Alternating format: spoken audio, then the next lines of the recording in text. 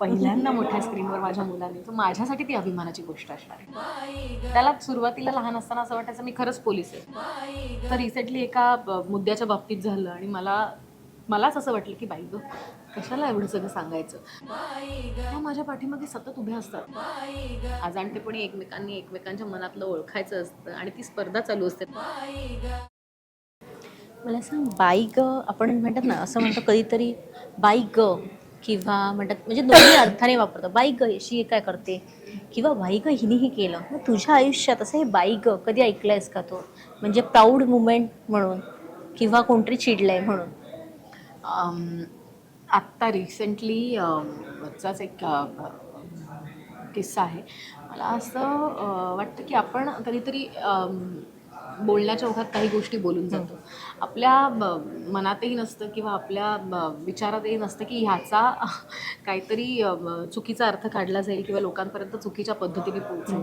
तर असं रिसेंटली एका मुद्द्याच्या बाबतीत झालं आणि मलाच असं वाटलं की बाई गं, कशाला एवढं सगळं सांगायचं. सो म्हणजे मी प्रेग्नन्सीमध्ये बिअर प्यायली, ह्या एवढ्या गोष्टीच्या ते एवढ्या गोष्ट म्हणजे लोकांनी असं केलं की अवडंबर माजवण्यासारखी नव्हती. पण त्याचंही झालं. सो मलाच स्वतःला वाटलं बाई गं, कशाला बोलले. कारण म्हणजे आपण तू म्हणत असलो की काही फरक पडत हां. नाही माझा त्याच्या आई, पण तरी मला स्वतःला असं वाटलं की बाई गं, जरा सांभाळून नेक्स्ट टाइम बोलताना जरा सांभाळून. असं वाटलं मला. आणि बाई गं, मला असं वाटलं मला स्वतःला मी त्या इतक्या मोठ्या स्क्रीनवर पाहिलं. आता मला उत्सुकता, हा इंटरव्ह्यू जाईल तोपर्यंत माझ्या मुलानेही मला पाहिलेलं असेल, तर ती माझ्यासाठी बाई गं मुवमेंट असणार की बाई गं, पहिल्यांदा मोठ्या स्क्रीनवर माझ्या मुलाने, तर माझ्यासाठी ती अभिमानाची गोष्ट असणार आहे. त्याने तुझी सिरियल पाहिली आहेत मुलाने? नाही फारशा. हां. नाही फारशा. कारण त्यांनी लक्ष पाहिलं. त्याला लक्ष, माझी सिरियल फार आवडते. तो नव्हता, तो प्रेग्नंट असताना मी लक्ष सोडली. पण त्याच्यानंतरचे काही एपिसोड्स त्यांनी पाहिले. त्याला सुरुवातीला लहान असताना असं वाटायचं मी खरंच पोलीस आहे. मला तो कुठून बाहेर न आल्यावरती विचारला, आई तुझी गन कुठे ठेवली आहेस? तर मी म्हटलं अरे नाही. तर त्याला तो फरक मला समजावायला लागला की रिअल लाईफ काय असतं, रील लाईफ काय असतं, खोटं काय असतं, खरं काय असतं. तर रिसेंटली जो तो नाटकाला आला होता, नाटकामध्ये एक गन आहे. त्याला असं वाटतं ही खरी गन आहे. म्हटलं नाही नाही, खोटी गन आहे. अच्छा ओके, फेक. सो असं. मुलगा झाला तुझं आयुष्य किती बदललंय?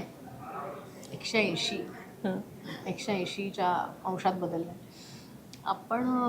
मी खूपच स्वच्छंदी मुलगी तुझी होते. गर्ल्स गँग पण आहे, रश्मी आहे, अमृता आहे, मनवा आहे, ममता आहे, श्रुती आहे, आणि त्यानंतर वृषाली आहे, वत्सला आहे, अरुणा आहे, आणि कोण राहिले का बापरे, सुप्रिया आहे.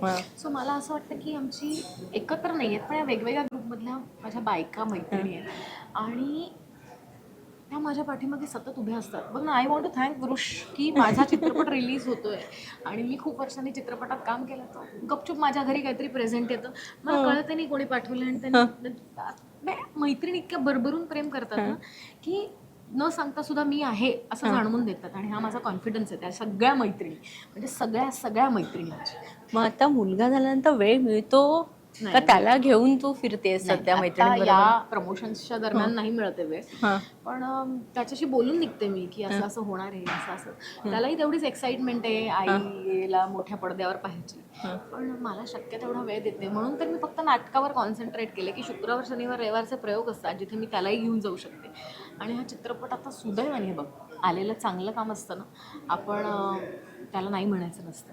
आणि आलेल्या चांगल्या कामाला लोकांपर्यंत पोहोचवायचा प्रयत्न करायचा असतो. आणि मी हे त्याला समजावून सांगितलं तेव्हा त्याला पटलं, आणि काही किरकिर केली नाही.